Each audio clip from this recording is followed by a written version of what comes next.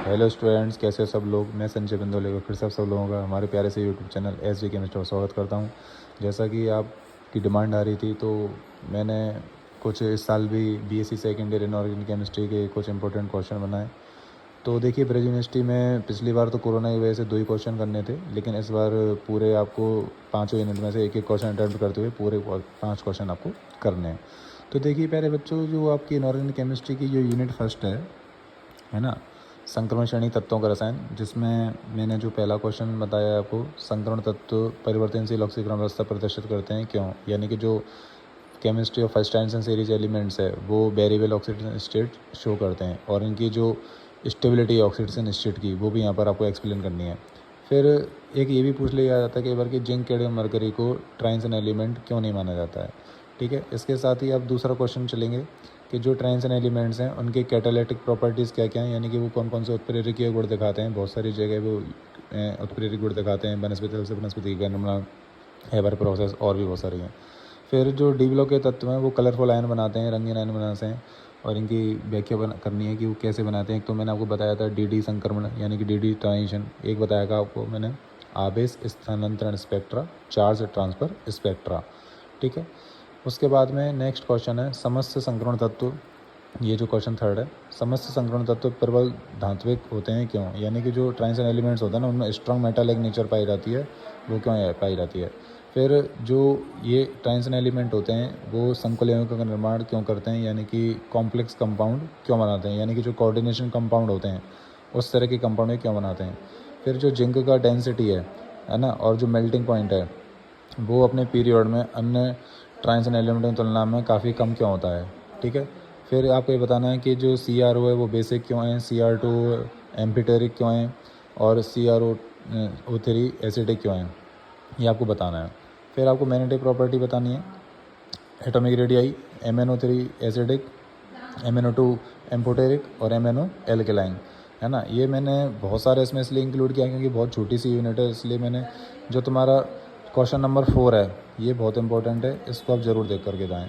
फिर जो unit second है आपकी, यूनिट सेकंड में एक तो वर्नर थ्योरी, जो साइंटिस्ट हुए थे अल्फा रबडीन, उनकी जो थ्योरी है वो आपको करके जानी है। वर्नर सिद्धांत, प्राइमरी वैलेंसी और सेकेंडरी वैलेंसी वाली, वो करके जाना है।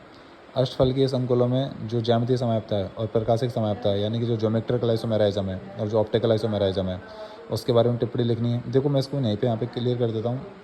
अगर ऑप्टिकल आइसोमेराइज्म में अंदर से पूछता है कि MAA2 प्रकार के संकुल किस प्रकार की समाप्ता शो करते हैं, या MA2B2 प्रकार के संकुल किस प्रकार की समाप्ता शो करते हैं, तो वो इसी में आ जाएगी। तो कहने का अर्थ ये है कि आपको ऑप्टिकल आइसोमेराइज्म थोड़ी सी डिटेल में देखनी है। ठीक है, फिर इसमें जो ज्योमेट्रिकल आइसोमेराइज्म, इसमें एक बार आता है फेस और मेरिडियन आइसोमेराइज्म। ठीक है, वो आपको देख के जाना है। फिर मैंने कुछ कंपाउंड्स लिखे हैं, मे भी पॉसिबिलिटी है कि इनके वो IUPAC नाम आपसे पूछ सकता है। ठीक है, ये देख लीजिए आप सारे, लेकिन कॉन्सेप्ट वही है, मैंने तो मेरे बच्चों को सब कराया ही है, तो आप एक बार IUPAC नोमेनक्लेचर ढंग से देख के जाएँ। ठीक है, उसके बाद में आपसे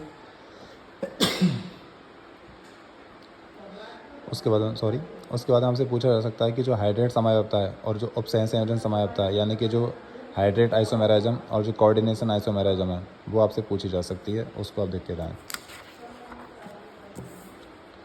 अब देखिए, जो प्रभावी परमाणु क्रमांक होता है, इफेक्टिव एटॉमिक नंबर, वो भी कई बार पूछा जाता है। एक तो वो पूछ सकता है, या कोई आपको कोऑर्डिनेशन कंपाउंड दे देगा, उसमें आपसे वो इफेक्टिव एटॉमिक नंबर पूछ सकता है। तो मैंने कुछ कंपाउंड्स यहाँ पे शो करे हैं, वो आप इनको देख लो।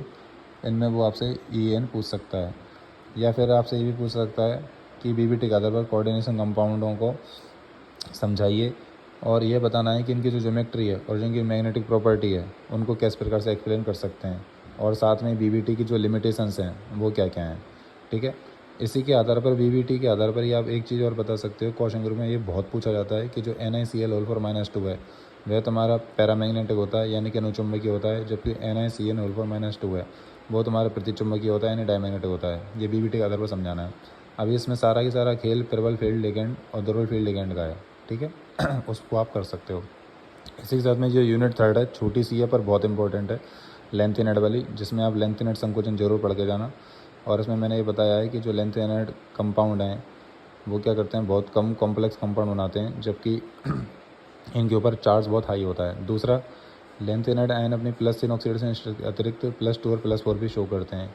फिर कुछ आपसे वह कॉन्फ़िगरेशन भी लिखवा सकता है गैडोलिनियम का, प्रोटेक्टिनियम का, है ना, ये आपसे पूछा जा सकता है। और इसमें जो क्वेश्चन नंबर 10 है, जिस पे मैंने वेरी इंपॉर्टेंट लगा रखा है, वो बहुत ज़्यादा इंपॉर्टेंट है कि लेंथेनेड संकुचन क्या है, लेंथेनेड कॉन्ट्रैक्शन क्या है, उसके इम्पैक्ट क्या है, परिणाम क्या है। फिर लेंथेनेडों का इलेक्ट्रॉनिक विन्यास और ऑक्सीडेशन स्टेट, लेंथेनेडों के चुंबकीय गुण, लेंथेनेड और सीरियम के उपयोग, है ना, ये बहुत इंपॉर्टेंट है, सीरियम के उपयोग, ये आप जरूर करके जाएँ।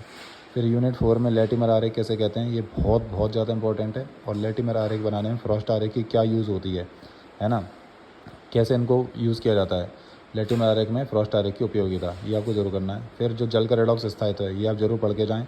और पॉरवेक्स डायग्राम आप जरूर पढ़ के जाएँ, ठीक है। ये तो हमारी छोटी सी यूनिट है, ये आप सारे करके जाएँ। फिर यूनिट 5 में अम्ल व क्षारों के आरएनए सिद्धांत को समझाना है, यानी कि आरएनए की थ्योरी क्या है, इसके लिमिटेशंस क्या हैं, ठीक है ये।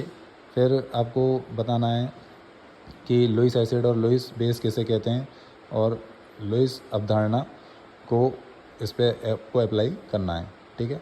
फिर आपको ये भी बताना है कि OH- आयन एक प्रबल क्षार है, यानी कि स्ट्रॉन्ग बेस है, जबकि जो Cl- आयन है वो एक वीक बेस है। ऐसा क्यों होता है वो आपको यहाँ पर बताना है। फिर जो तुम्हारा क्वेश्चन नंबर 15 है, ये बहुत ज़्यादा इंपॉर्टेंट है कि अम्ल क्षार की ब्रांचेड लॉरी कॉन्सेप्ट है ना, वो क्या है, और ये आरएनएस के कॉन्सेप्ट से कैसे बढ़िया है ना, ये बताना है। और इसके साथ साथ में इनकी आपको लिमिटेशंस बतानी है लक्स फ्लड थ्योरी की।